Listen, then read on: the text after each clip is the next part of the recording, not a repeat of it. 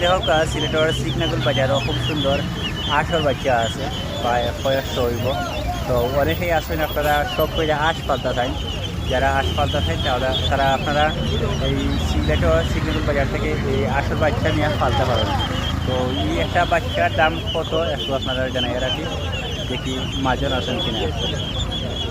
সেগুলোর পিস কত? একটার দাম 130 টাকা নানি দর্শক। ওই যে দেখাইছি আঁশর বাচ্চা এগুলো 130 টাকা পিস। তো একলগে একটা নিলে কমও আছে নি 100 করে রাখা যাইব যদি পেস করে নেই না ফটো নিলে 100 করে রাখা হয়।